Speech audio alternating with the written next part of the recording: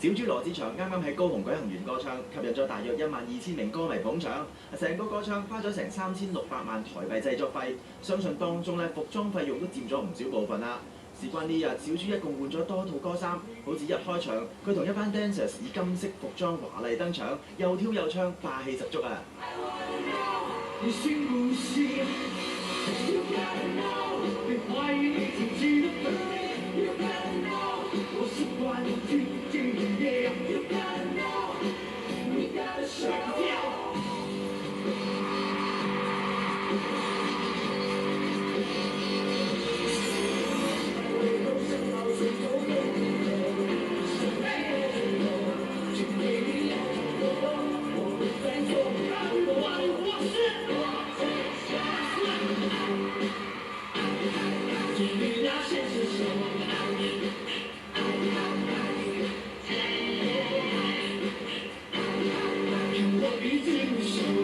本身唱片公司事前同小豬講冇安排嘉賓演出㗎，不過去到演唱會嘅中段，曾經喺節目度表示過想做小豬歌唱嘉賓嘅謝金燕就突然現身，小豬都覺得非常驚喜啊！佢哋仲合唱咗謝金燕嘅大熱歌曲添。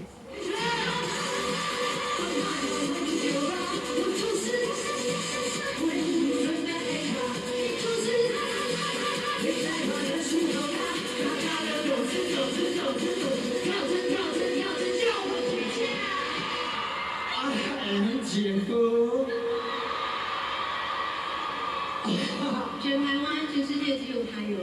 各位豬太太不好意思啊。除咗勁歌熱舞嘅部分之外，呢晚歌唱上都不乏溫馨感人嘅場面㗎。好似演唱會尾聲嘅時候，小豬經理人公司嘅一班工作人員知道小豬因為籌備歌唱過程辛苦，於是粉墨登場，齊齊着上空姐制服作搞笑演出啊，氹到小豬都相當感動啊！而小豬亦都有獻唱一曲俾亡父。見到熒光幕上播住羅巴嘅照片，同埋佢鼓勵自己嘅錄音，小豬都忍唔住跪地痛哭。